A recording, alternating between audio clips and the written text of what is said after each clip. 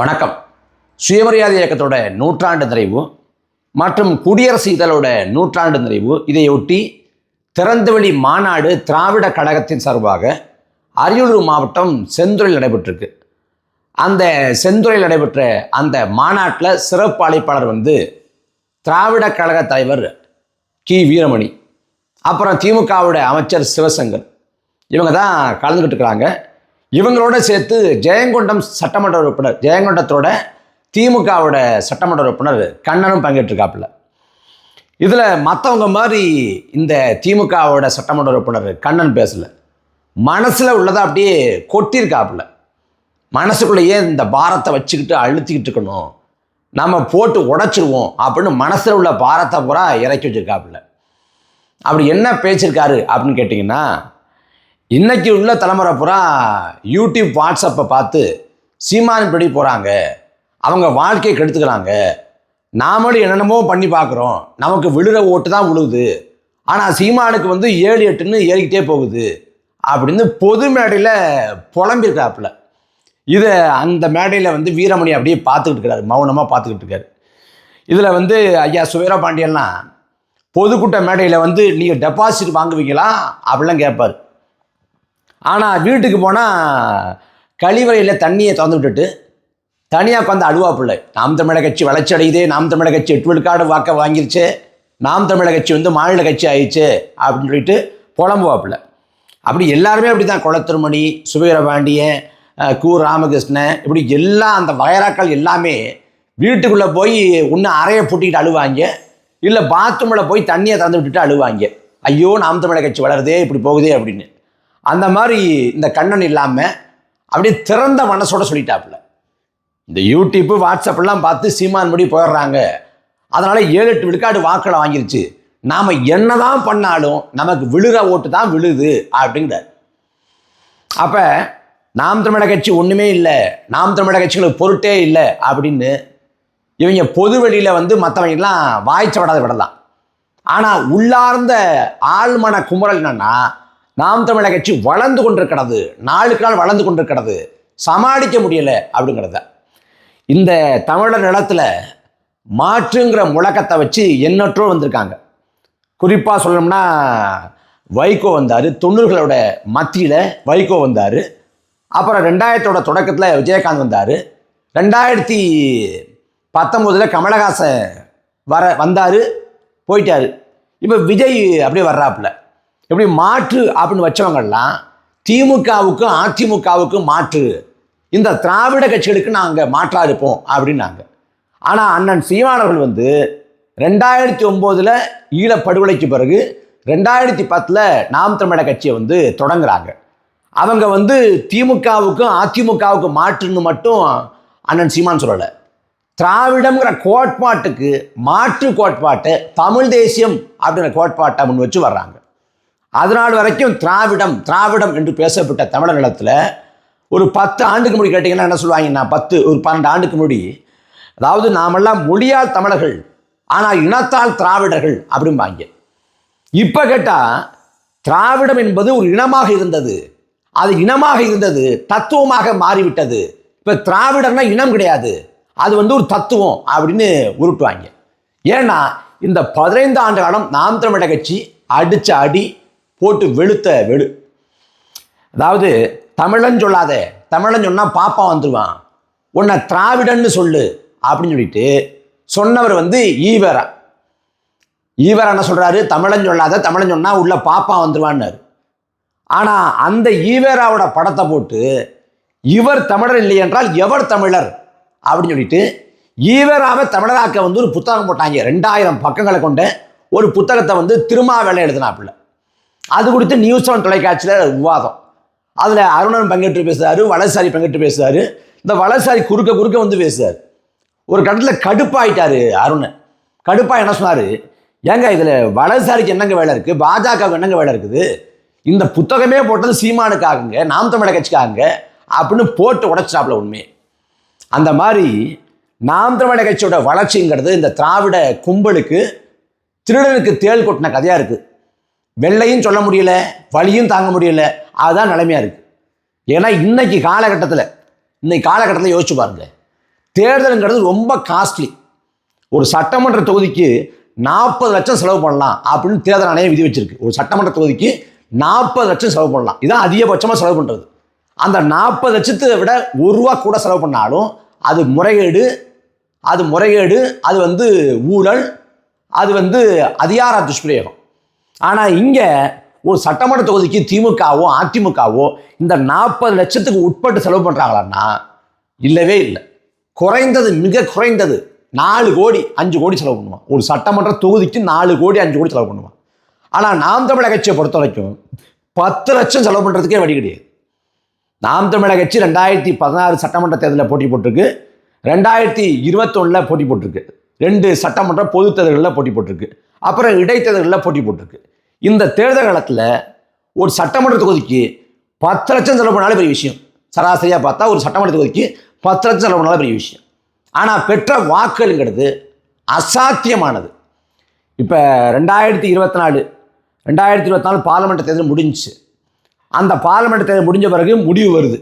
முடிவு வர்றப்ப நெல்லையில் நாம் தமிழர் கட்சி பெற்ற வாக்குகளுக்கும், நெல்லையில் நாம் தமிழர் கட்சி பெற்ற வாக்குகளும் அதிமுக பெற்ற வாக்குகளும் ஏறக்குறைய சரிசமமாக இருக்குது.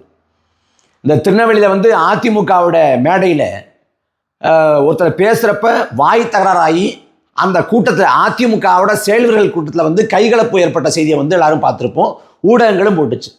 அந்த அதிமுக கூட்டத்தில் கைகலப்பு ஏற்பட்டுச்சுங்கிறது எல்லாருக்கும் தெரியும்.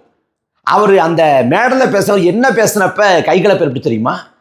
அவர் சொல்கிறாரு, நாம் தமிழர் கட்சியெல்லாம் முந்திக்கிட்டு வருதுங்க, நாம் தமிழர் கட்சியெல்லாம் வளர்ந்துட்டாங்க, அவங்க நம்மளை விட வாக்குகளை பெற்றுக்கிட்டு வர்றாங்க அப்படின்னு சொன்னப்போ தான் அங்கே கைகலப்பாகி, அங்கே வாய் தகராறாகி கைகலப்பாகி அந்த கூட்டமே முடியுது. அப்போ நாம் தமிழர் கட்சியோட வளர்ச்சியை யாராலும் மறுக்க முடியாது அப்படிங்கிற சொல்லலாம் இருக்குது. இவங்களுக்கு தமிழ் தேசியம் அப்படின்னா அந்த சோழனா பையோட நரைமுடியோட நம் தாத்தன் காலத்தில் செஞ்சது போல செய்யணும். தேர்தல் அரசியலுக்கு வரக்கூடாது. தேர்தல் பாதை திருடர் பாதை ஒதுங்கி போயிருந்தோம்னா இந்த தமிழ் தேசியர்களை அவங்க சென்றிருக்க மாட்டாங்க. நாம் தேர்தல் காலத்துக்கு 1.1லேருந்து இப்போ 8.2 அளவுக்கு உயர்ந்திருக்கோம், வளர்ந்துருக்கோங்கிறதான் பிரச்சனைங்க. நான் பல காணொலிகளில் பேசியிருக்கேன், பொதுக்கூட்ட மேடையில் பேசியிருக்கேன், விவாதங்களில் பேசியிருக்கேன். திரும்ப திரும்ப இந்த செய்தியை நான் பதிவு பண்ணுறேன். ஏன்னா நான் பார்த்து வியக்கிற ஒரு செய்தி. பொதுவாக தேர்தல் அரசியலுக்கு ஒரு இலக்கணம் உண்டு. ஜெயிக்கிற கட்சி எதுவோ அதுதான் வளரும், அதான் முன்னேறும். அதாவது ஒரு கட்சி ஜெயிக்குது, வெற்றிகளை ஈட்டுது, அதிகாரத்தை நோக்கி நகருது, அதிகாரத்தை பிடிக்குது அப்படின்னா அந்த கட்சியில் எல்லாரும் சேருவாங்க, அந்த கட்சியோட செல்வாக்கு பெருகும், அந்த கட்சிக்கு படைபலம் பெருகும். இதான் நியதி. தேர்தல் அரசியலில் இருக்கக்கூடிய நியதி இலக்கணம் இதுதான். ஆனால் நாம் தமிழர் கட்சியை பொறுத்த வரைக்கும் 2010 கட்சி தொடங்கப்பட்டு முதல் முறையாக 2016 நம்ம போட்டி போடுறோம். முதல் முறையாக 2016 போட்டி போடுறோம். பெரிய நம்பிக்கை கொண்டு நம்ம போட்டி போட்டோம். 234 தொகுதிகளில் களமிறங்கணும். அதில் அன்னைக்கு நாம் தமிழர் கட்சி ஆட்சியின் செயல்பாட்டு வரைவு, நாம் தமிழர் கட்சி ஆட்சி அமைக்கிறப்ப என்ன மாதிரி ஆட்சி இருக்க போகுதுங்கிற அந்த வரைவை கொடுத்தோம், டிராஃப்ட் கொடுத்தோம். அப்புறம் புறக்கணிக்கப்பட்ட சமூகங்களை, நாவிதர்கள், சலவை தொழிலாளிகள், வண்ணார்கள் போன்ற புறக்கணிக்கப்பட்ட தமிழ் சமூகங்களுக்கு பிரதித்துவம் கொடுத்தோம். ஆர்கே நகரில் ஜெயலலிதா அம்மையாரை எதிர்த்து அக்கா திருநங்கை தேவி அவர்களை வேட்பாளராக நிறுத்துகிறோம். இப்படி பல சமூக நீதி அடிப்படையில் பல மாற்றங்களை செஞ்சு தான் 2016 நம்ம களமிறங்கணும். நம்ம பெருத்த நம்பிக்கை கொண்டு நின்னோம். உண்மையை சொல்லப்போனால் அதுக்கு முன்னாடி நமக்கு தேர்தல் அரசியல் அனுபவம் இல்லைங்கிறதுனால மக்களை ரொம்ப அசாத்தியமாக நம்பி நமக்கு மக்கள் வெற்றியை தருவாங்க அப்படின்னு நம்பி தான் 2016 வந்தோம். ஆனால் கெடுவாய்ப்பாக மக்கள் நமக்கு வெற்றியை தரலை. அண்ணன் சீமானவர்கள் 5வது இடத்துக்கு கடந்தூரில் போட்டிட்ட அண்ணன் சீமானவர்கள் 5வது இடத்துக்கு தள்ளப்பட்டாங்க.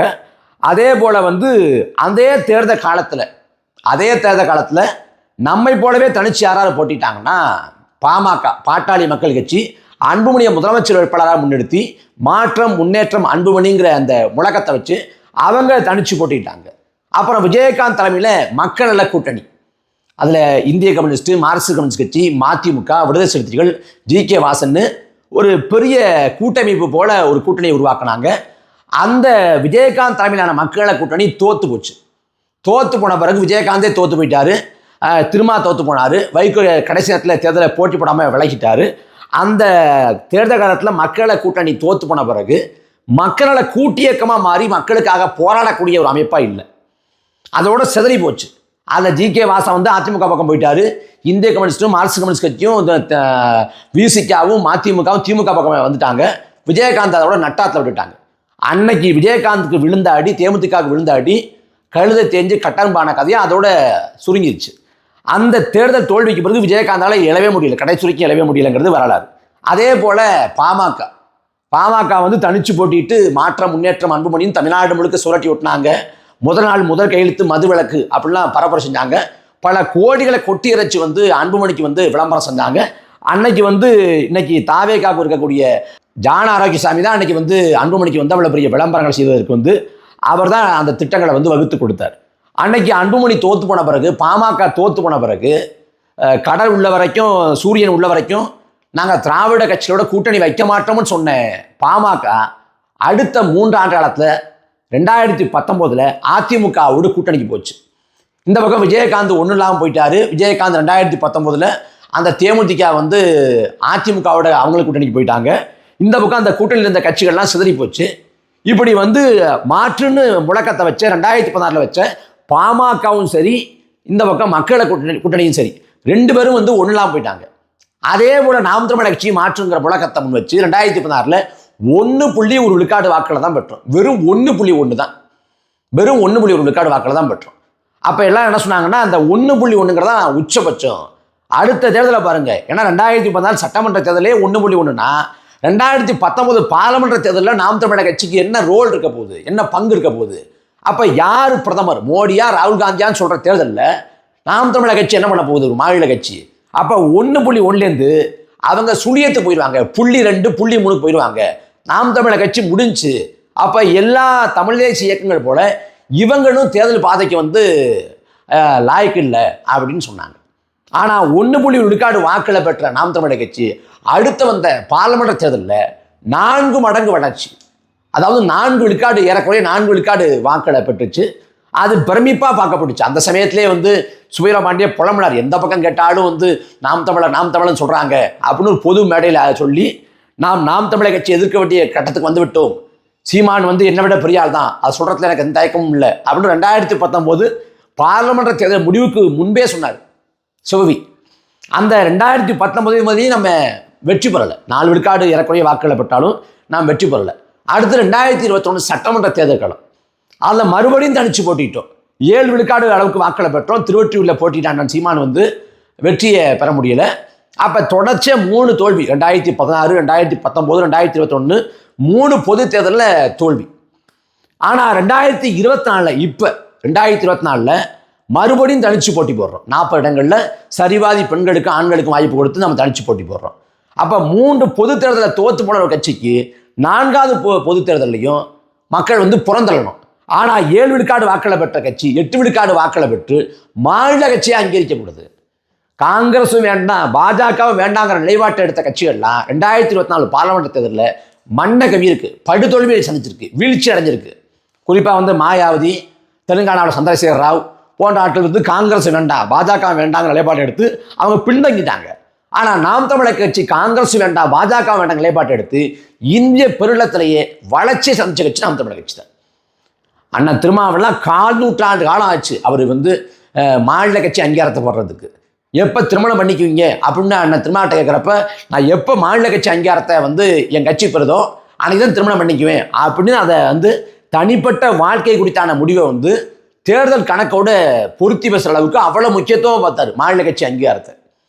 ஆனால் நாம் தமிழர் கட்சி 2016 களம் கண்டு 2024 8 ஆண்டு காலத்தில் தனிச்சு போட்டிட்டு ₹1 காசு கொடுக்காம, மக்களை வந்து விலை பேசாமல், முறைகேடு செய்யாமல் நேர்மையாக இன்னும் வாக்கில் பெறுது. ஈரோடு கிழக்கு 2 முறை இடைத்தேர்தல் நடைபெற்றிருக்கு. முறை வந்து ஈவிகே சுலங்கம் வெற்றி பெற்றாங்க. வெற்றி பெற்ற பிறகு ஒரு செய்தியாளர் சந்திப்பு. அதில் வந்து ஈவிகே சுலங்கம்கிட்ட கேட்குறாங்க, நாம் தமிழர் கட்சியோட இதை எப்படி பார்க்குறீங்க அப்படின்னு. அவங்க 5000 4000 தான் ஓட்டு போட்டிருக்காங்க அப்படின்னு ஈவிகே சுலங்கம் ரொம்ப அலட்சியமாக சொன்னாப்புல. இல்லை 10,000 வாக்குகளை பெற்றுட்டாங்க அப்படின்னு ஈவிகே சுலங்கம்கிட்ட சொன்னோன்னே, 10,000 வாக்குகளா இந்த தேர்தல் இல்லையா அப்படின்னு 3 முறை கேட்குறாரு. ஏன்னா பணத்தை கொட்டி இறைச்சாங்க ஈரோடு கிழக்கு இடைத்தேர்தலில் முதல் தேர்தலையே. அதில் வந்து 10,000 வாக்குங்கிறது ஒரு அசாத்தியமாக பார்க்கப்படுச்சு. அதே போல் மிக அண்மையில் ஒரு 7-8 மாதத்துக்கு முன்பாக நடந்த ஈரோடு கிழக்கு இடைத்தேர்தல், மறுபடியும் நடந்த தேர்தல், அதில் வந்து நாம் தமிழர் கட்சி 20,000க்கும் மேற்பட்ட வாக்களை பெற்றுச்சு. பெரியார் மண், தமிழ்நாடே பெரியார் மண்ணுன்னு அங்கே பெரியார் பிறந்த மண்ணான ஈரோட்டில் போய் பெரியார் மண் இல்லை பெரியாரே மண்ணுன்னு அங்கே பரப்புரை செஞ்சு பெரியாரை மிக கடுமையாக விமர்சித்து நாம் தமிழர் கட்சி வாக்கு காசு கொடுக்காம 20,000க்கும் மேற்பட்ட வாக்களை பெற்றதெல்லாம் ஜனநாயகத்தில் மாபெரும் புரட்சி, புத்தெழுச்சி, பாய்ச்சல். அப்போ நீங்கள் ஊடகங்கள் வந்து நாம் தமிழர் கட்சி வளருதுன்னு பேசாது. நாம் தமிழர் கட்சியில் வந்து நூற்றுக்கணக்கான பொறுப்பாளர்கள் நியமிக்கப்பட்டாலும் மாநில பொறுப்பில், மாவட்ட பொறுப்பில், ஒன்றிய பொறுப்பில், தொகுதி பொறுப்பில் இல்லை வேட்பாளர் அறிவிக்கப்பட்டாலும் செய்தியாக்காது. ஆனால் நாம் தமிழர் கட்சியில் கடைக்கோடியில் யாரோ ஒருவர் வந்து கட்சி விட்டு விலகிறேன் அப்படின்னு போட்டால் செய்தியாக்கும். ஏன்னா நாம் தமிழர் கட்சியில் ஒருத்தங்க வெளியேறாங்கன்னா 100 பேர் உள்ள வர்றேன். இவன் 100 பேர் உள்ள வரத செய்தியாக மாற்ற மாட்டேங்கிறான், ஒருத்தன் வெளில போட செய்தியாக மாற்றுறான். ஏன்னா நாம் தமிழர் கட்சியின் வளர்ச்சி இங்கே பல பேருக்கு புகைச்சலையும் பொறாமையும் கொடுத்துருக்கு. இப்போ ஒரு பள்ளிக்கூடம் படிக்கக்கூடிய, ஒரு கல்லூரி படிக்கக்கூடிய மாணவன்கிட்ட போய் அவன்கிட்ட போய் குளத்தூர் மணினா யாருன்னு கேட்டால் தெரியாதும்மா, சுவீரபாண்டியனா யாருன்னு கேட்டால் தெரியாதும்மா, வீரமணினா யாருன்னு கேட்டால் தெரியாதும்மா, கு ராமகிருஷ்ணன் யாருன்னு கேட்டால் தெரியாதும்மா. ஆனால் அண்ணன் சீமானு பேர சொன்னால் அவனுக்கு தெரியும். ஏன்னா அண்ணன் சீமானை வந்து வெறுமனே வந்து தெரியுங்கிறத தாண்டி அண்ணன் சீமானோட பேச்சு அவன் கேட்பான், அவர் சரியாகத்தான் சொல்கிறாரு அப்படின்னு சொல்லுவான். ஒரு காணொலியில் நான் கூட பார்த்தேன், 2 பள்ளிக்கூட சிலர்கள் வந்து பேசுவாங்க. அதில் வந்து அண்ணன் படத்தை காமிச்சு, அண்ணன் சீமான படத்தை காமிச்சு இது பண்ணுறப்ப இவரைத்தான் பிடிக்கும், எனக்கு சீமானை தான் பிடிக்கும் அப்படின்னு ஒருத்தன் பேசுவான்.